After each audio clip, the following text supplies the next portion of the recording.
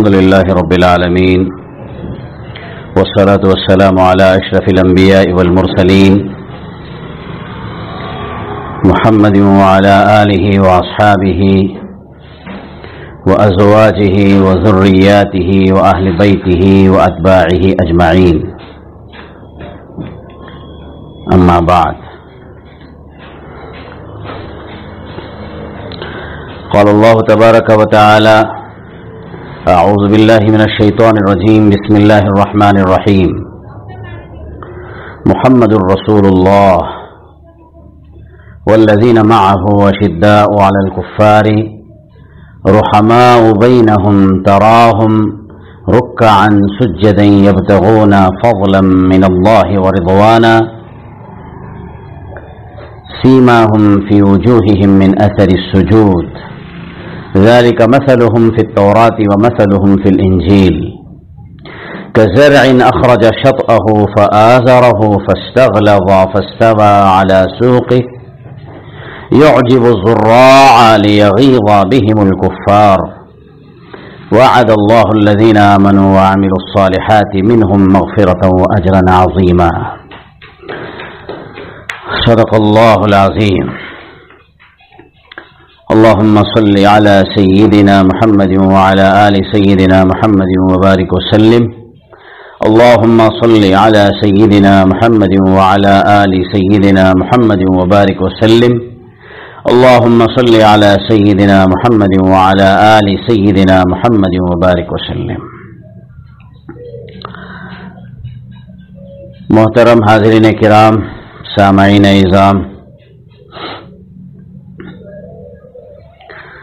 آج کل جس دور سے ہم گزر رہے ہیں، اگر میں یہ کہوں تو شاید غلط نہیں کہ دین بیزاری کا دور ہے.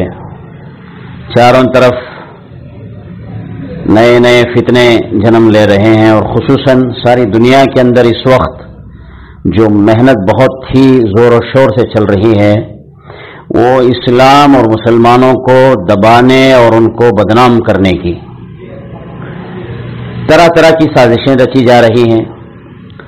یہ تو طے ہے کہ کوئی جماعت یا کوئی تنظیم یا بلکہ ساری دنیا والے مل کر کے بھی اسلام کو تو مٹا نہیں سکتے.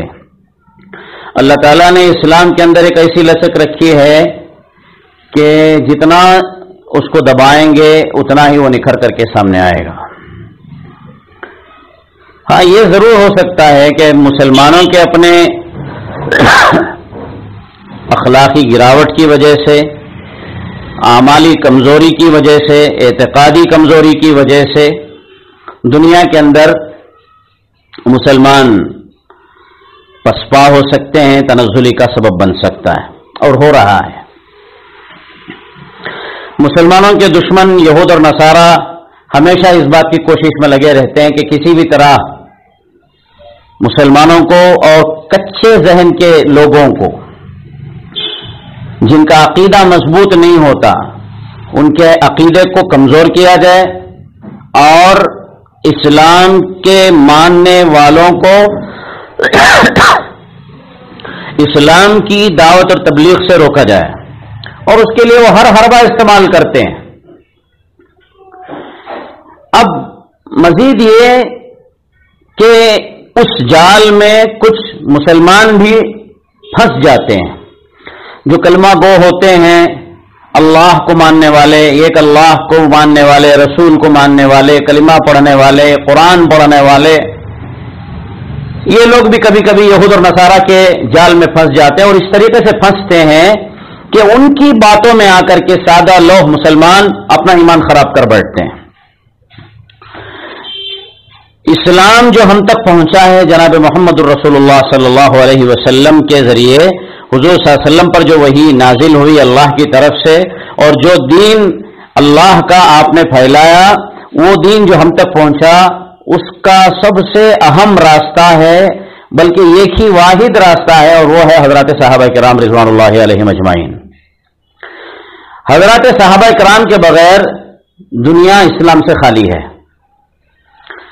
جس طریقے سے اللہ تعالیٰ نے حضرات انبیاء علیہم السلام کو انسانیت کے لیے دنیا میں بھیجا، مبعوث فرمایا پیغمبروں کو، سوالات کے قریب قریب انبیاء کرام تشریف لائے لوگوں کی رہنمائی کرنے کے لیے، رشد و ہدایت کے لیے، اللہ کا پیغام بندوں تک پہنچانے کے لیے۔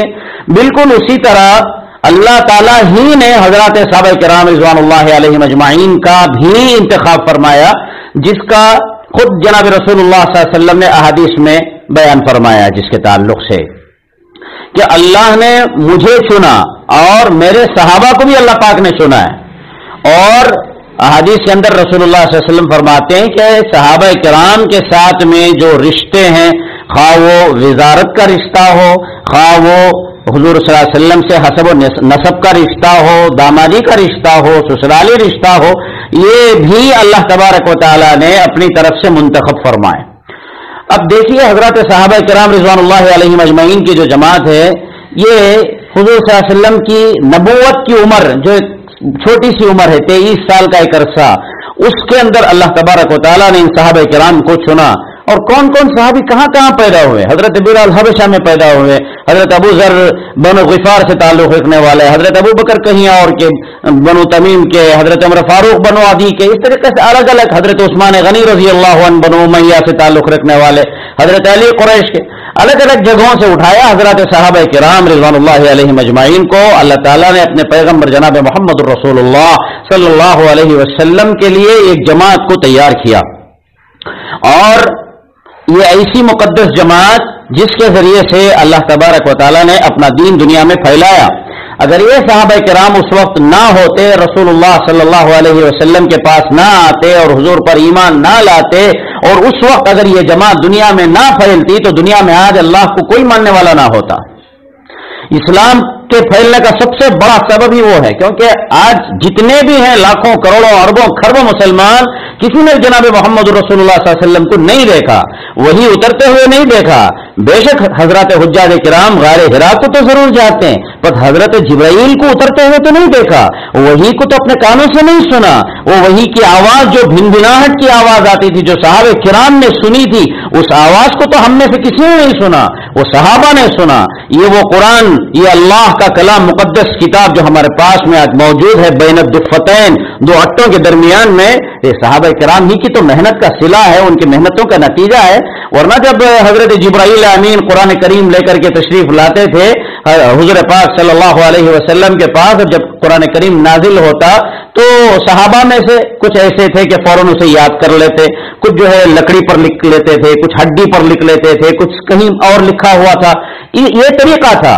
رسول اللہ صلی اللہ علیہ وسلم کی زندگی میں تو کبھی قرآن کریم اس شکل میں جو آج ہمارے پاس موجود ہے، ہر گھر میں، ہر مسجد میں جو موجود ہے، وہ کبھی نہیں تھا، حضور پاک صلی اللہ علیہ وسلم کے زمانے میں نہیں تھا۔ آپ صلی اللہ علیہ وسلم کے دنیا سے پردہ فرمانے کے بعد میں حضرات صحابہ کرام رضوان اللہ علیہ مجمعین نے یہ کارنامہ انجام دیا، اور اسی لیے اللہ پاک نے ان کو پہلے ہی سے چنا تھا۔ وہ عقل بھی اللہ نے ان کو دی تھی، وہ ہدایت بھی دی تھی، وہ فراست بھی اللہ تعالیٰ نے ان کو دی تھی حضرات صحابہ کرام رضوان اللہ علیہ مجمعین کو۔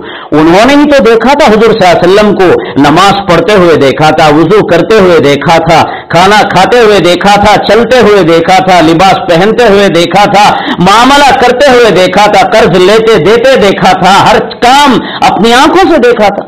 یہی وجہ ایک مرتبہ ایک یہودی نے مذاق اڑاتے ہوئے کہا تھا حضرت علی سے کہ دیکھو ان کے پیغمبر بیت الخلاء آنے جانے کی دعائیں بھی سکھاتے ہیں۔ تو حضرت علی رضی اللہ عنہ نے فرمایا ارے بے وقوف تو کیا جانتا ہے، ہمارے پیغمبر تو صرف آنے جانے کی دعا نہیں بلکہ یہ بھی بتاتے ہیں کہ استنجا کیا کیسے جاتا ہے، یہ طہارت کیسے حاصل کی جاتی ہے۔ اگر رسول اللہ صلی اللہ علیہ وسلم نے نہیں بتایا ہوتا تو صحابہ کو کیا معلوم ہوتا، اور صحابہ نے وہ بات نہیں پھیلائی ہوتی تو دنیا کے مسلمانوں سے کیسے جانتے۔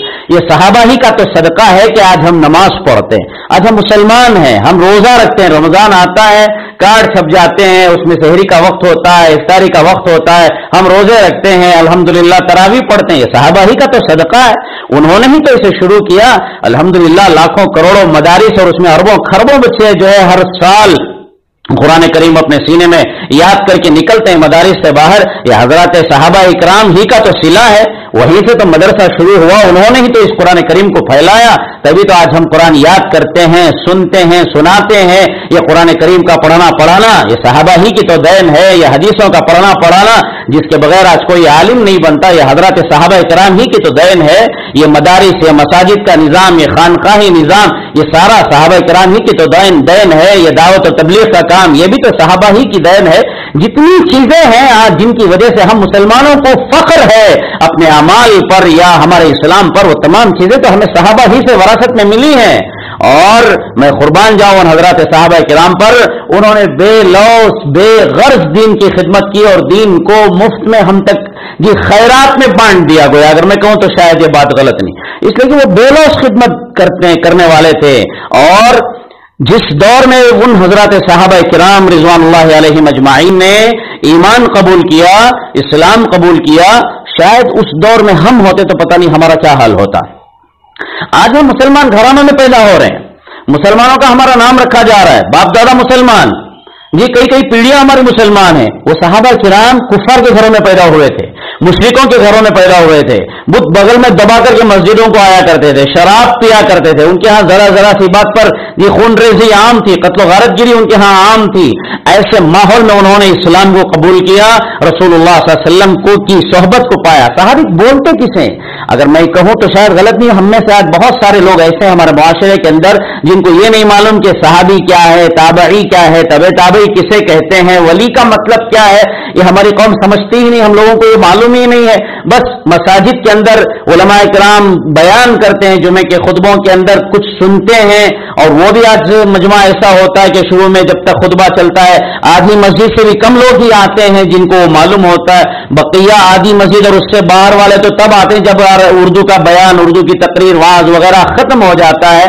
बल्कि कभी कभी तो जुमे के खुतबे के बाद भी लोग आते हैं, तब उनको मालूम क्या है।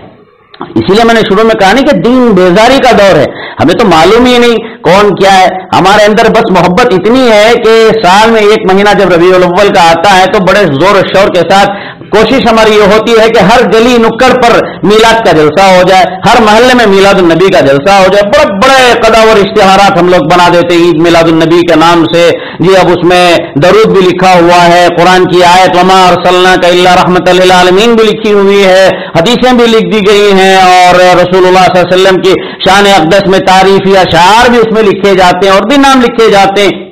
हालांकि उन इश्तिहारात का मिलाद से कोई लेना देना ही नहीं जी।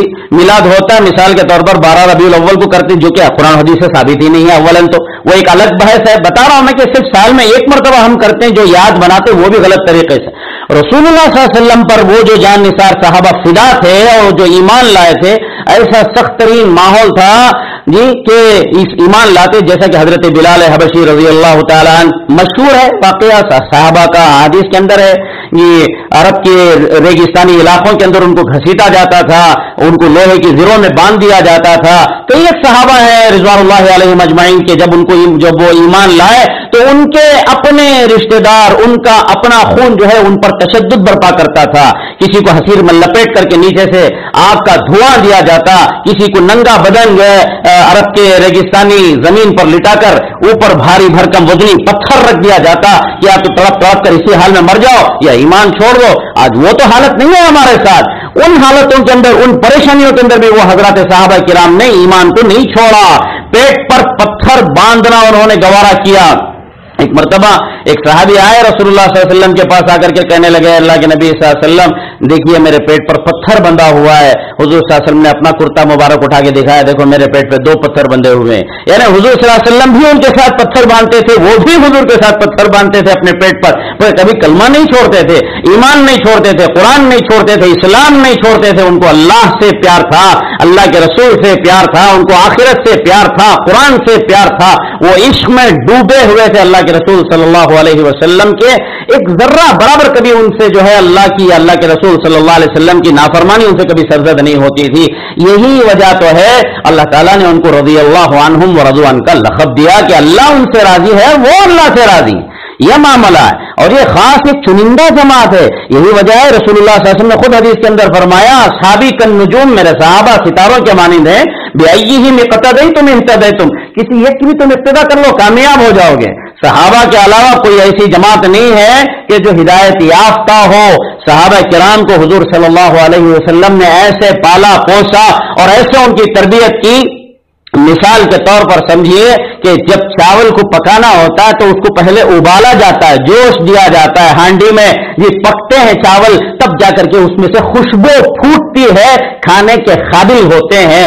بالکل اسی طریقے سے سرکار دو عالم صلی اللہ علیہ وسلم نے بھی حضرات صحابہ کرام کی ایسی پرورش فرمائی کہ ان کی خوشبو چہاردانگی عالم کے اندر پھیل گئی اور وہ جو ہے قابل اقتدا بن گئے ساری دنیا کے لیے, اور ایسے لائق بنے اور ایسے قابل بنے کہ ان پر جو ہے فرشتے بھی ناز کرنے لگے, اللہ بھی ناز کرتا.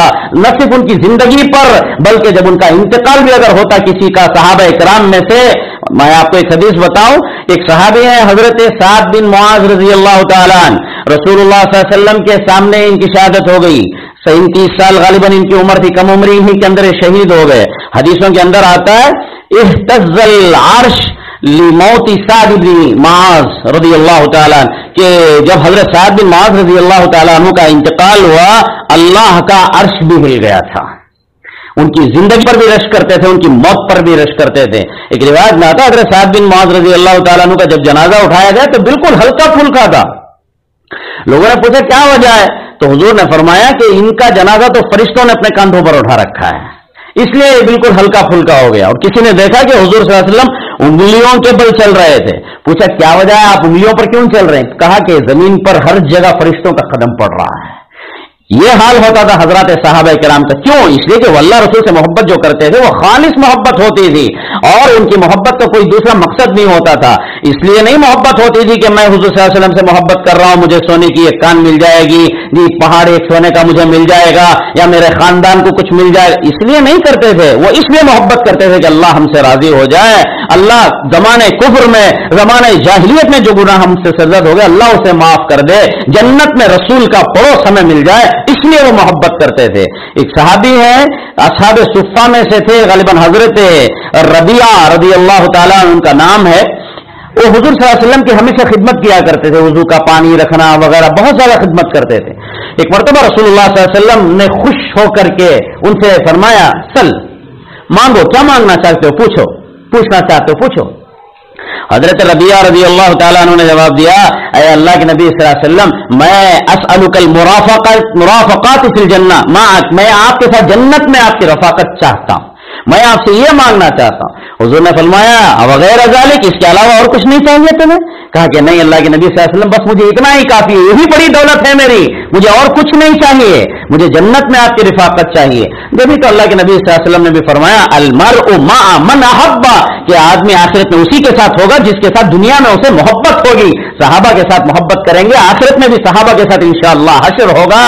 اور ظاہر سی بات ہے صحابہ کی جو جماعت وہ ہے جسے اللہ نے قرآن میں فرمایا اولئک حزب اللہ, یہ اللہ کی جماعت ہے. اب اللہ کی جماعت ہے تو ظاہر سی بات ہے اس کی قیادت تو رسول اللہ صلی اللہ علیہ وسلم کے دست مبارک میں ہوگی. اس لیے ہمیں حضرات صحابہ کرام کے نقش و قدم پر چلنا ہے. جی اب صحابہ کے نقش و قدم پر چلنے کا مطلب کیا ہے؟ ہماری زندگی ان کے مطابق گزارنا ہے. ہم سنتے ہیں الحمدللہ, آپ کے چینل والے بھی کر رہے ہیں اور دیگر بھی کر رہے ہیں الحمدللہ, عظمت صحابہ کے تعلق سے بہت سارے پروگرامز ہو رہے ہیں, بڑی خوشی کی بات ہے. 1-2 ہفتے سے زائد سے آپ کے پروگرام چل رہے ہیں اور بھی چینل والے بھی کر رہے ہیں. اور میں آپ کو یہ بھی بتاتا چلوں, جمعیت علماء ہند میں بھی الحمدللہ سارے ملک کے اندر کئی گوشوں کے اندر جگہ جگہ عظمت صحابہ اور اتباع صحابہ اور دفاع صحابہ کے تعلق سے کانفرنسیں کی. آسام میں ہوا, بہار میں ہوا, دارالعلوم دیوبند کے اندر ہوا.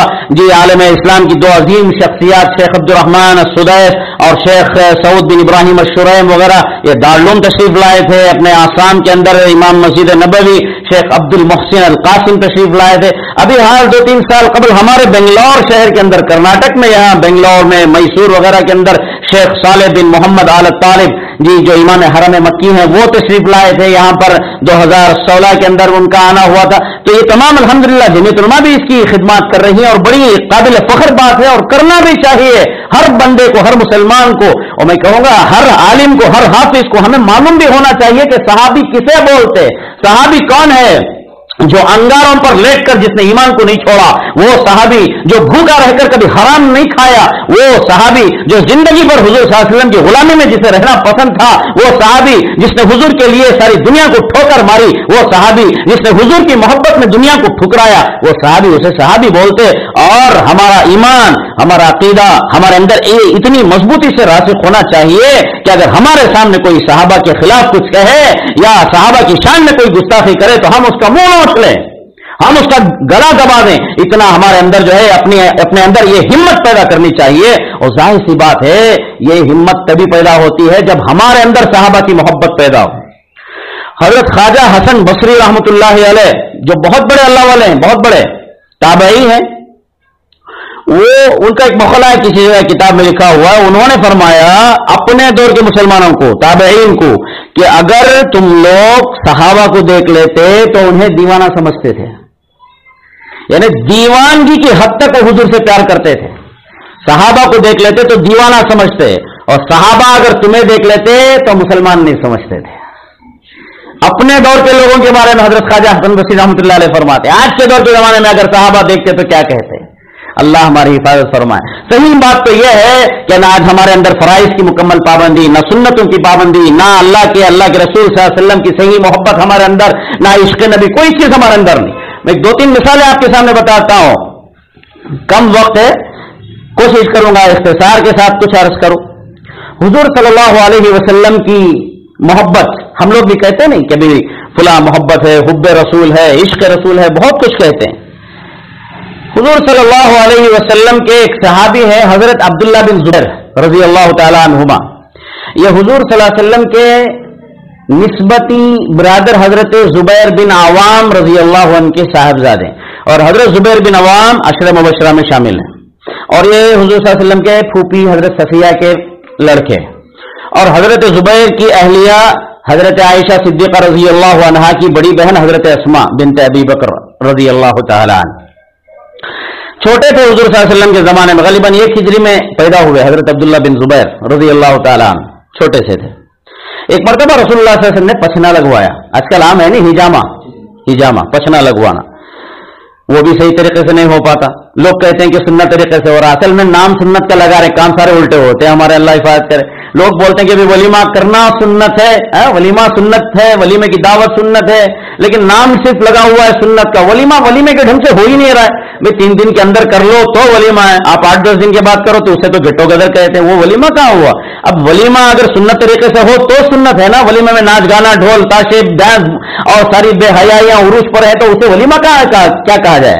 खैर बहरहाल हुजूर सल्लल्लाहु अलैहि वसल्लम के जमाने में ये छोटे से थे, 7 साल के थे। हुजूर सल्लल्लाहु अलैहि वसल्लम ने एक मरतबा हिजामा करने के बाद में जो खून निकला था वो किसी प्याले में हजरत इब्ने जुबैर से कहा कि इसको ले जाकर के किसी जगह डाल दो, जमीन में कहीं डाल दो, फेंकना नहीं चाहिए, नाखून, खून, गो, अपने बाल वगैरह जो भी हो उसे जमीन में दफन करना इंसानी आंसू है। 7 साल की उम्र में उनकी ये फिरासत, उनकी ये अकल देखिए, अल्लाह अकबर। हजरत अब्दुल्लाह इब्ने जुबैर ले गए उस कटोरे को जिसमें वो थोड़ा सा खून पड़ा हुआ था, दीवार की आड़ में ले गए, इधर उधर देखा, कोई देख तो नहीं रहा है, देखा कोई नहीं देख रहा है, घटाघट उसको चढ़ा के आ गए, पीकर आ गए, आकर खामोशी से बैठ भी गए। मैं और आप होते उस दौर में तो क्या करते, अब बोलन तो पीते नहीं, ठीक है, खैर पीना ना पीना वो एक अलग मसला। चलो अगर मान लीजिए इश्क में मोहब्बत में पी भी गए तो पीछे नहीं छुप कर बैठते, बल्कि सबसे सामने सीना तान करके बैठते, मैं कौन मालूम, मैं फुला हूं, मैं फुला हूं। हजरत इब्ने जुबैर पीछे जाकर के बैठ गए, हुजूर सल्लल्लाहु अलैहि वसल्लम की नजर उन पर पड़ गई, पूछा क्या किया तुमने खून का, कहा कि मैंने उसे डाल दिया। हुजूर सल्लल्लाहु अलैहि वसल्लम को इत्तला हो गई वही के जरिए, पूछा कहां डाला, तो अब इब्ने जुबैर ने कहा, हजरत अब्दुल्लाह बिन जुबैर ने, कि अल्लाह के रसूल सल्लल्लाहु अलैहि वसल्लम, मैंने उसे ऐसी जगह डाला जहां से कोई आदमी निकाल नहीं सकता और वहां कोई आदमी पहुंच भी नहीं सकता, मैंने उसे वहां डाल दिया। हुजूर ने पूछा वो कौन सी जगह है, कहा मेरा पेट है। हुजूर ने पूछा अच्छा तुमने उसे पी लिया, कहा कि हाँ मैंने उसे पी लिया। हुजूर सल्लल्लाहु अलैहि वसल्लम मुस्कुराए। तो खैर मैं हजरत इब्ने जुबैर का वाकया सुना रहा था, हजरत अब्दुल्लाह बिन जुबैर। तो जब हुजूर सल्लल्लाहु अलैहि वसल्लम को इसकी इत्तला मिली तो हुजूर ने फरमाया कि अब जिसके खून में मेरा खून मिल गया है उस पर तो जहन्नम की आग हराम हो गई, अब वो तो कभी जहन्नम में नहीं जाएगा, ये तो तय है। لیکن چونکہ نبی کا خون ملا ہوا ہے تو ظاہر سی بات ہے، خود حضور نے فرمایا کہ دنیا میں سب سے زیادہ پریشانیاں مصیبتیں انبیاء پر آتی ہیں حالات، اور ان میں سب سے زیادہ امتحانات آزمائش جناب رسول اللہ صلی اللہ علیہ وسلم پر آئے. اس لیے حضور نے فرمایا کہ جو مصیبتیں یا جو امتحانات جو آزمائشیں مجھ پر آئیں گی وہی تم پر بھی آئیں گی، کیونکہ میرا خون تمہارے خون میں ملا ہوا ہے. چنانچہ حضرت عبداللہ بن زبیر رضی اللہ عنہ وہ واحد مظلوم انسان ہے جن کو کعبۃ اللہ شریف میں گھیر کر کے شہید کیا گیا حجاج بن یوسف کے زمانے میں، حضرت عبداللہ بن زبیر رضی اللہ عنہ. اب چونکہ حضور کا خون ان کے ساتھ میں لگا ہوا تھا، اب دیکھیے کمال یہ ہوا کہ شہید تو ہو گئے حضرت ابن زبیر، اب ان کے جسم کو جو ہے کعبۃ اللہ شریف پر لٹکا دیا گیا تھا، ٹانگ دیا گیا. 7 دن تک وہاں پر جو ہے حضرت ابن زبیر کا جسد لٹکا ہوا تھا. اب خدا کا کرنا ایسا ہوتا ہے کہ جب بھی حضرت ابن زبیر کے جسم کو نکالنے کے لیے ظالم آتے وہاں پر شہد کی مکھیوں کا جتا اللہ کی طرف سے آ جاتا تھا. ایک وہاں پر آ کر کے غول جمع ہو جاتا، کوئی اسے نکال نہیں سکتا تھا. 7 دن اسی طریقے سے گزر گئی. وہاں سے خود حضرت اسما جو ان کی والدہ ہے وہ بھی دیکھ کر روتی ہوئی اشعار پڑتی ہوئی وہاں سے گزری تھی. 7 دن کے بعد ایسا ہوا، اتنی زوردار طوفانی ہوائیں چلی اور بارش آئی کہ پتہ ہی نہیں چلا. حضرت عبداللہ بن زبیر رضی اللہ عنہما کو اللہ تعالیٰ نے کہاں بلا لیا. ان کی خبر کہاں ہے کوئی نہیں جانتا. حضرت ابن زبیر کی اللہ پاک نے ایسے ان کی حفاظت فرمائی. ایک محبت کی چھوٹی سی مثال میں بتا رہا ہوں، ایسے ہزاروں لاکھوں واقعات احادیث کی کتابوں کے اندر پڑے ہوئے ہیں. حضور صلی اللہ علیہ وسلم نے جو کہہ دیا یا جو بول دیا بس صحابہ فرماتے حدیثوں کے اندر آتا ہے حضور صلی اللہ علیہ وسلم وضو کرتے تو وضو کا پانی زمین پر نہیں گرنے دیتے تھے صحابہ کرام. حضور پاک صلی اللہ علیہ وسلم کبھی جب سر منڈایا کرتے تو ایک بال نیچے نہیں پڑتا تھا، صحابہ کرام اسے چن لیا کرتے تھے. یہ محبت اور یہ عظمت تھی. آج ہمارے اندر یہ محبت ہے، یہ عظمت ہے صحابہ کرام کی یا حضور صلی اللہ علیہ وسلم کی محبت ہے. تو ہمیں کتنی عظمت کی نگاہوں سے ان صحابہ کرام کو ہمیں دیکھنا چاہیے، کتنی قدر کی انہوں نے رسول اللہ صلی اللہ علیہ وسلم کی، جبھی جا کر کے یہ دین ہم تک پہنچا ہے جس دین پر آج ہمیں فخر ہے حضرات صحابہ کرام کے تعلق سے. اور حضرت صحابہ کے بارے میں اللہ کے نبی صلی اللہ علیہ وسلم نے فرمایا اللہ اللہ فی اصحابی، اللہ سے ڈرو، اللہ سے ڈرو انسانوں میں صحابہ کے بارے میں اللہ سے ڈرو. دیکھو جو میرے صحابہ سے محبت کرے گا گویا وہ مجھ سے محبت رکھتا ہے، جو میرے صحابہ سے بغض رکھتا ہے وہ مجھ سے بغض رکھتا ہے، اور جو میرے صحابہ سے دشمنی کرے گا حقیقت میں وہ مجھ سے دشمنی کرنے والا ہے. جو میرے صحابہ کو تکلیف دے گا وہ گویا مجھے تکلیف دینے والا ہے، اور جو مجھے تکلیف دے گا در حقیقت وہ اللہ کو تکلیف دے رہا ہے، اور جو اللہ کو تکلیف دے رہا ہے اب اسے اللہ کے عذاب کا انتظار کرتے رہنا چاہیے کہ پتہ نہیں کب اس پر اللہ کا عذاب ٹوٹے. اور یہ بھی فرمایا اللہ کے نبی صلی اللہ علیہ وسلم نے کہ اگر کوئی میرے صحابہ کو برا بھلا کہے تو مجھ پر لعنت بھیجو. خود اللہ کے نبی صلی اللہ علیہ وسلم نے فرمایا کہ اس پر اللہ کی لعنت ہو، اللہ کے مقرب فرشتوں کی لعنت ہو، بلکہ ساری بنی آدم کی اس پر لعنت ہو. قیامت کے روز ایسے لوگ جو دنیا میں حضرات صحابہ کرام پر لعن طعن کرتے تھے یا ان کا برا بھلا کہتے تھے، حدیث میں فرمایا لا تسبوا اصحابی، میرے صحابہ کو برا مت کہو، گالی مت دو. یہ نہیں کہا اللہ کے نبی صلی اللہ علیہ وسلم نے، صرف یہ کہا کہ برا مت بولو. گالی کو عربی میں شتمن کہتے ہیں. سبا یا سبو کا معنی آتا ہے برا نہیں کہنا. لا تسبو اس میں گالی بھی مراد ہے یا گالی کے علاوہ ایسے ہی کچھ بھی برا مت کہو میرے صحابہ کو. اللہ کے نبی صلی اللہ علیہ وسلم نے فرمایا یاد رکھو میرے صحابہ نے اگر ایک مٹھی جو بھی اگر اللہ کی راہ میں خرچ کیا ہے تو تم اگر احد کے پہاڑ کے برابر بھی اگر تم سونا خرچ کر دو گے تو وہ ایک مٹھی ایک مد جو میرے صحابہ نے اللہ کی راہ میں خرچ کیا ہے تمہارا احد کے پہاڑ کے برابر سونا خرچ کرنا بھی اس کے برابر نہیں ہو سکتا. یہ فضیلت ہے حضرات صحابہ کرام رضوان اللہ علیہم اجمعین کی. اور آج ہمارا یہ حال ہے کہ نہ ہمیں ان کا طریقہ پسند ہے، نہ ہم جو ہے ان کے بارے میں ہم لوگ جاننا چاہتے ہیں. اللہ ہماری حفاظت کرے. ناچنے گانے والوں کے بارے میں ہمیں پورا علم ہے، دنیا کے کھیلوں کے بارے میں آج ہماری نوجوان نسل کو پورا علم ہے. IPL چل رہا ہے، جانتے ہو ہر بچے سے ہر نوجوان سے پوچھو وہ ہر ایک کے بارے میں بتائے گا کون جیت رہا ہے کون ہار رہا ہے، جس کا ہمیں کوئی جس سے ہمیں کوئی سروکار نہیں. ان چیزوں کے بارے میں ہم جانتے ہیں، فلموں کے بارے میں ہمیں معلوم، ناچنے گانے والوں کے بارے میں ہمیں معلوم. اگر نہیں معلوم ہے تو ہمارے وہ رشد و ہدایت کا سامان جن کے صدقے ہمیں دین ملا اسلام ملا ان کے بارے میں ہم نہیں جانتے. صحابہ کرام کے ناموں کو ہم نہیں جانتے. حد تو یہ ہے کہ آج کہیں پر کسی کے گھر میں ولادت ہوتی ہے، بچہ پیدا ہوتا ہے تو آ کر کے نام پوچھا جاتا ہے، صحابی کا نام بتائیں تو کہتے ہیں نہیں حضرت کوئی نیا نام بتائیے، کوئی لیٹسٹ نام بتائیے. جی ابو بکر سے بھی نام کوئی اچھا ہے، عمر سے کوئی اچھا نام ہے، عثمان علی سے کوئی اچھا نام، زید سے اسامہ سے کوئی اچھا نام. یہ وہ نام ہے جو اللہ کو پسند ہے، یہ وہ نام ہے جو اللہ کے نبی صلی اللہ علیہ وسلم کو پسند ہے. اللہ اپنے صحابہ سے، اللہ کے نبی اپنے صحابہ سے اس لیے نہیں پیار کرتے تھے کہ وہ پیسے والا ہے، اس لیے نہیں پیار کرتے تھے کہ وہ باڈی بلڈر ہے، اس لیے نہیں پیار کرتے تھے کہ وہ گورا ہے، کالا کلوٹا بھی ہوتا تو وہ اللہ کے رسول کا لاڈیلا ہوتا۔ حضرت بلال کالے تھے، حبشی النسل تھے، غلام تھے، جی جب اذان دیتے عرش جھوم جاتا تھا، اللہ کی طرف سے ان کو سلام آتا۔ کیا بڑا مقام تھا ان حضرات صحابہ کا۔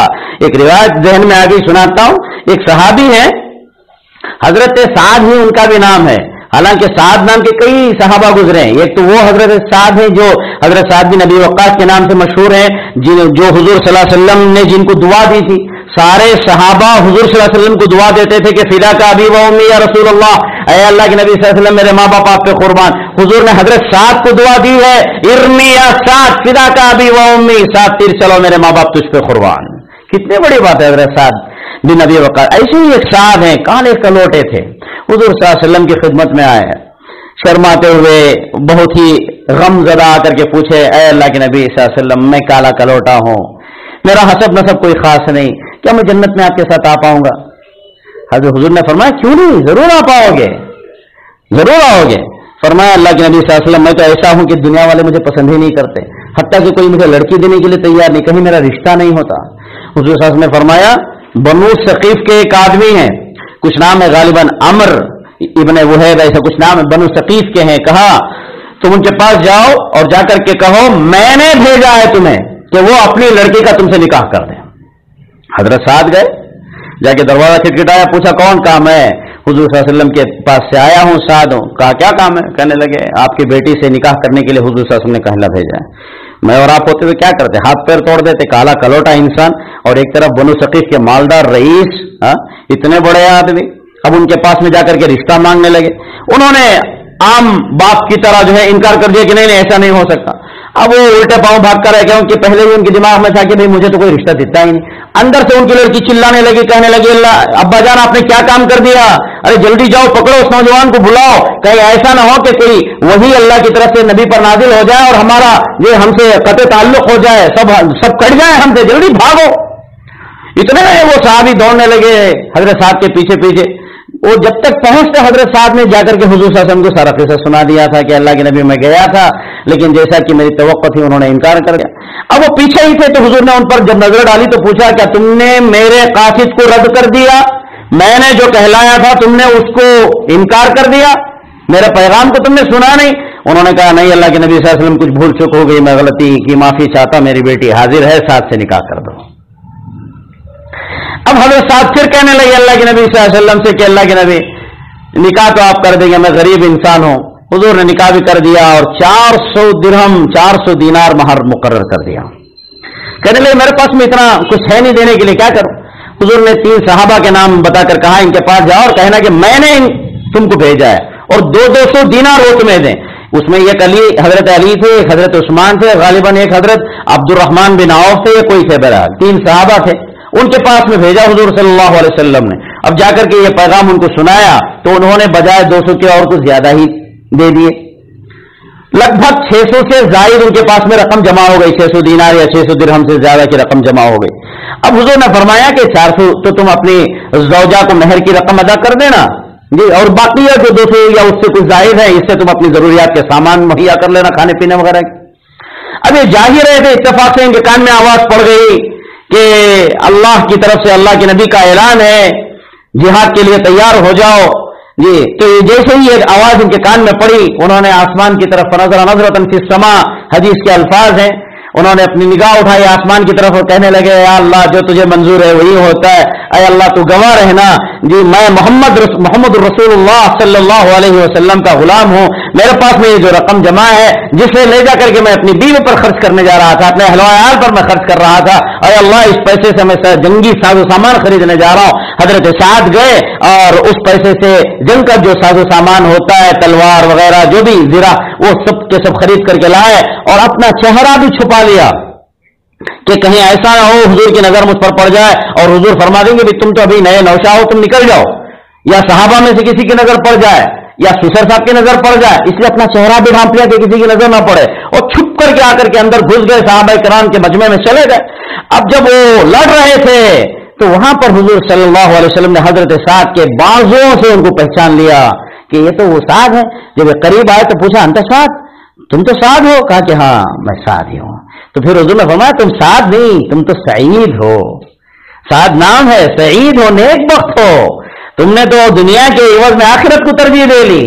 دنیا ابھی نکاح ہوا تھا تمہارا، بجائے یہ کہ تم اپنے دینار درہم لے کر کے اپنی زوجہ کے پاس میں جاتے، اسے مہر دیتے، تم اپنی زندگی گزارتے، اپنا ساز و سامان خریدتے، اس پیسے سے تم نے آخرت تیار کر لی. حضور صلی اللہ علیہ وسلم نے ان کو اپنے زانوں پر بٹھایا، اپنے زانوں پر لٹایا. حضور صلی اللہ علیہ وسلم کے زانوں مقدس پر حضرت سعد کی روح قفس انصری سے پرواز کر گئی.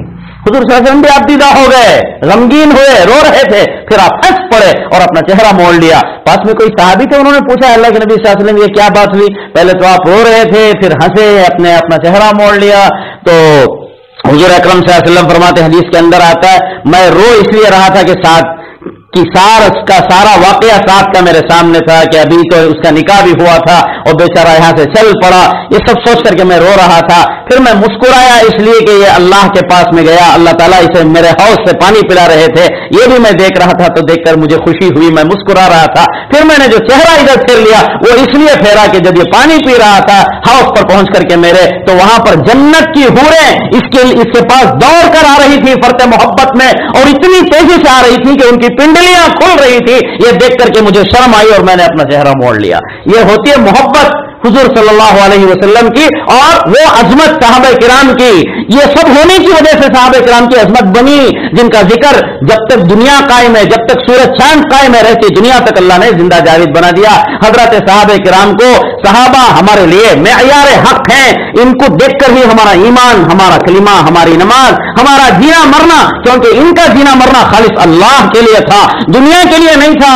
یہ پیون زدہ کپڑے پہننے کو عیب نہیں سمجھتے تھے، یہ ننگے پیر چلنے کو عیب نہیں سمجھتے تھے، بھوکا پیاسا رہنے کو عیب نہیں سمجھتے تھے، بے نمازی رہنے کو یہ عیب سمجھتے تھے، حرام کھانے کو یہ عیب سمجھتے تھے، داڑھی منڈانے کو یہ عیب سمجھتے تھے، سنت کے خلاف کام کرنے کو یہ عیب سمجھتے تھے، کسی کا گھر اجاڑنے کو یہ لوگ جو ہے عیب سمجھتے تھے، اللہ رسول کی نافرمانی کو یہ عیب سمجھتے تھے، ناپاکی کی حالت میں سلام کا جواب دینے کو یہ عیب سمجھتے تھے، ناپاکی کی حالت میں حضور صلی اللہ علیہ وسلم سے ملاقات کرنے کو یہ عیب سمجھتے تھے. حضرت ابو ہریرہ رضی اللہ عنہ مدینے کی کسی گلی سے گزر رہے تھے، کہیں سے اتفاقاً حضور صلی اللہ علیہ وسلم بھی سامنے تھے. جیسے ہی نگاہ پڑتی ہے حضرت ابو ہریرہ چھپ جاتے ہیں، حضور کے پاس تھوڑی دیر کے بعد آتے ہیں. تو حضور نے پوچھا کیا بات ہے ابو ہریرہ، کیوں چھپ رہے تھے؟ تو حضرت ابو ہریرہ نے جواب دیا اللہ کے نبی صلی اللہ علیہ وسلم طہارت نہیں تھی جی، وضو نہیں تھا، اس لیے میں آپ کے سامنے آنا گوارا نہیں کیا کہ بے وضو حالت میں کہیں آپ کے پاس میں جاؤ. یہ تھی وہ صحابہ کرام کی عظمت جس کی وجہ سے ان کی جو ہے ان کا ایمان بڑا، اور ان صحابہ کرام کا نام اللہ تعالیٰ نے دنیا میں پھیلایا. اللہ نے ان کی عزت افزائی کی، اور اللہ نے فرمایا وعد اللہ الذین آمنوا وعملوا الصالحات منهم مغفرۃ واجرا عظیما. ان کے ایمان اور ان کے اعمال صالحہ کی وجہ سے اللہ تعالیٰ نے فرمایا کہ میں نے ان کی مغفرت کر دی اور ان کو اجر عظیم سنایا. آخرت بھی ان کی اچھی اور ان کی دنیا بھی اچھی. اور وہ جو حضرات صحابہ کرام نے جو کیا اس کا عشر عشیر بلکہ اس کا ہزارواں حصہ بھی ہمارے اندر نہیں. بس ہمیں یہ فکر کرنا اور یہ کوشش کرنا ہے کہ حضرات صحابہ کرام کی جو محبت تھی حضور سے، جو عشق تھا، جو پیار تھا، اور ان کے اندر جو ایمانی طرف تھی، وہ ایمانی حلاوت جو تھی حضرات صحابہ کرام رضوان اللہ علیہم اجمعین کے اندر، وہ ہمارے اندر آئے. وہ صحابہ کے صفات ہمارے اندر آئے، وہ صحابہ کے اوصاف ہمارے اندر آئے. یہ صرف صحابی کا نام لے لینا کافی نہیں، بلکہ ان کے دین کو، ان کی زندگی کو نصب العین بنانا، ان کے اندر جو چیزیں تھیں ان کو اپنانا، یہ اصل کام ہے. ماشاءاللہ الحمدللہ بہت اچھا کام آپ لوگ بھی کر رہے ہیں. تحفظ اسلام چینل والے، تحفظ اسلام ہند آپ کا چینل کچھ ہے جی، مرکز تحفظ اسلام، اور ایسے ہی دیگر چینلز والے بھی جو بھی بہرحال کر رہے ہیں، قابل تعریف ہیں آپ لوگ، آپ تمام حفاظ کرام، اس کے اندر جتنے بھی نوجوان کوششیں کر رہے ہیں، کاوشیں کر رہے ہیں. میں اللہ سے دعا کرتا ہوں اللہ تعالیٰ آپ تمام کی محنتوں کو قبول فرمائے، کاوشوں کو، کوششوں کو اللہ قبول فرمائے، اور اس سے زیادہ اور بڑھ چڑھ کر کے بھی آپ لوگوں کو اللہ تعالیٰ اپنے دین کی خدمت کرنے کا موقع دے. نہ صرف یہ چینل بلکہ اس کے علاوہ اور دیگر جتنے بھی لوگ اپنے اپنے طریقے سے کوششیں کر رہے ہیں، دین کی خدمت کرتے ہیں، صحابہ کی عزت و ناموس کی حفاظت کرتے ہیں، یہ اللہ کے رسول کے دین کی خدمت میں لگے ہوئے ہیں، اللہ تعالیٰ ان سب کو سرسبز و شاداب رکھے، آباد رکھے، دنیا اور آخرت کی فلاح اور بہبودی اللہ تعالیٰ ان سب کو نصیب فرمائے۔ اللہ تعالیٰ ہماری ان تمام باتوں پر عمل کی توفیق عطا فرمائے۔ حضرات صحابہ کرام رضوان اللہ علیہم اجمعین کی عظمت اللہ ہمارے دلوں کے اندر پیدا فرمائے، ان کے نقش قدم پر چلنے کی اللہ تعالیٰ ہمیں توفیق عطا فرمائے۔ ہماری ماں بہنوں کو بھی حضرات صحابیات کے نقش قدم پر چلنے کی اللہ توفیق دے۔ اللہ ہمارے بڑے بوڑھوں میں حضرت ابو بکر، حضرت عمر جیسا ایمان نصیب کرے۔ اللہ ہمارے نوجوانوں میں حضرت حسنین، حضرت علی جیسا ایمان پیدا فرمائے، اور اللہ تعالیٰ ہمارے مالداروں میں حضرت عبد الرحمن بن عوف، حضرت عثمان غنی جیسا ایمان پیدا فرمائے، کمزوروں میں حضرت بلال، حضرت خبیب، حضرت خباب جیسا ایمان اللہ پیدا فرمائے۔ وآخر دعوانا الحمدللہ رب العالمین۔